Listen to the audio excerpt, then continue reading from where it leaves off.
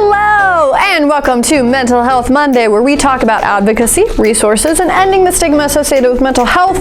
I am your host, Amanda, and today we are going to be talking about coping with disaster. As you all know, right now there's a lot going on around the world. We're in the middle of a pandemic, we're in the middle of a potential, conflict, and a lot of that can be really, really heavy and a lot for us to handle, especially when we are more connected now than we have probably ever been.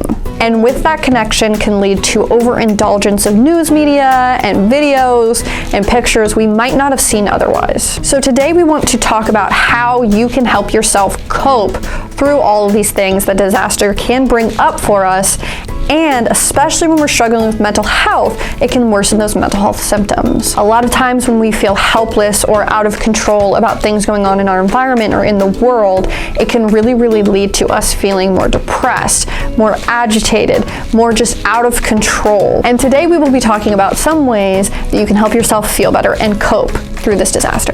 The first thing that I recommend and that we recommend is to talk to people about it. Reach out to your care team, reach out to your friends, reach out to your therapist, your case manager, whoever you have on your care team and in your circle. It's so important to vocalize how you're feeling and really get it out and talk about it, because when we keep things inside and we internalize these things, it can really make things worse for us. So talking about it, reaching out to your community, and knowing that you're not alone in your struggle is extremely, extremely important. Another really important way you can cope through the really difficult time that we're going through right now is to spend time with your friends and your family. Connect with the people around you and really kind of get out of your head and into an environment with the people that you care about and feel that love, feel that companionship, and feel that connection. Connection is the greatest way to help us heal. It's also extremely important that you limit exposure to the content of the disaster. It is okay to take a break and to step away and to limit the exposure to that content. A lot of times we really want to help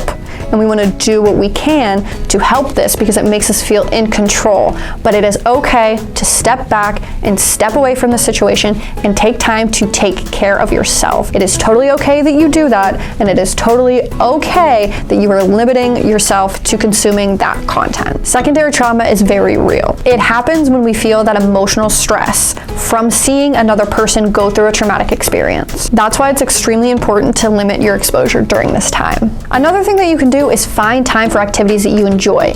Get out of your head and into an activity, whether that be running or crocheting or doing a puzzle or playing Scrabble. Do things that you enjoy that can help you be grounded in the present moment and not so in your head. And finally, it's extremely important to ask for help when you need it. If you find yourself ruminating a little bit more than usual, if you find yourself more depressed or stressed, or you find yourself becoming more symptomatic because of this, ask for help. Reach out to your care team and know that there are people on your side that can help you through this. You can call or text 1-800-985-5990. The Disaster Distress Helpline is dedicated to providing crisis counseling and support 24/7, 365 for anyone in the U.S. territories experiencing emotional distress or other mental health concerns related to any natural or human-caused disaster. Times right now are really confusing and scary and just overwhelming. So make sure that you're following these tips and reaching out to your care team, and that you're really doing the best that you can for yourself. And if you need additional resources, the Recovery Center of Hamilton County